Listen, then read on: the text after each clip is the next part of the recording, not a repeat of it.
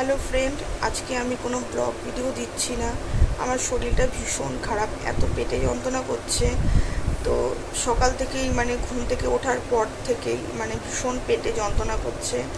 তো ওর জন্য আজকে আমি আজকে কোনো ব্লগ ভিডিও দেব না। আর এই যে দেখো, এই যে জলের বোতলটা দেখতে পাচ্ছ, এখানে গরম জল আছে, গরম জল নিয়ে পেটে সেঁক দিচ্ছি। আর হট ব্যাগটা আছে না, হট ব্যাগের মুখটা না খারাপ হয়ে গেছে বলতে কাত হয়ে গেলে না জল পড়ছে, এটাই হচ্ছে। আর এই যে সুইটির জন্য খাবার নিয়ে এসেছি, এই যে সুইটিকে দিলাম, পেডিগ্রি দিলাম, বড়টা শেষ হয়ে গেছে। আর এই জন্য তোমাদের দাদাভাইকে বললাম, ও নিয়ে এসছে পেডিগ্রি, তো ওই পেডিগ্রি দিলাম, 2টো প্যাকেট নিয়ে এসছে। তো এত শরীর খারাপ লাগছে, উঠে আমি দাঁড়াতে পারছি না। তাও ওই ব্যথার যন্ত্রণা নিয়ে তো ওই থালা বাসনগুলো মাজলাম, বাসি ঘরটর সব ঝাড় দিয়ে ঝাড়টা দিয়ে বিছানা গুছিয়ে নিয়ে, এই যে আমি সকালে স্নান করে নিয়েছি, ঘুম থেকে উঠে স্নান টান করে নিয়েছি, করে নিয়ে এই যে এখন শুয়ে আছি। এত পেটে যন্ত্রণা করছে না, উঠে দাঁড়ানোর বা বসার সেই শক্তিটা নেই। তো শরীরে শক্তি নেই, কিন্তু মনের জোর নিয়ে সকালে সমস্ত কাজবাজ করেছি। আর এই যে সুইটি দেখো, এই যে এখানে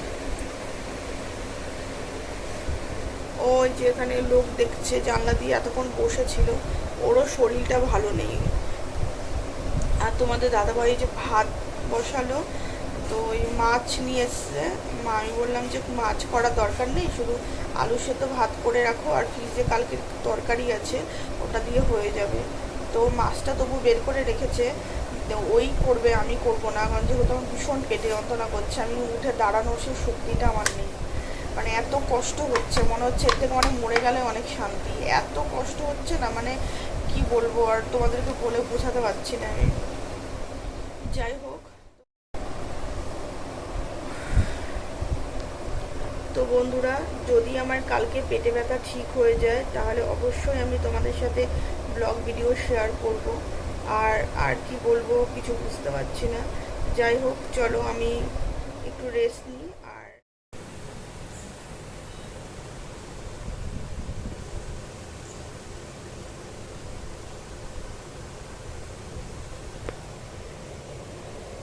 মামা, মামা, মামা, এই যে সুইটি, কি করছো মা?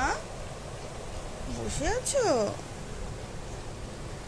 এই যে মাম্মা, বসে আছো মা? বসে থাকো।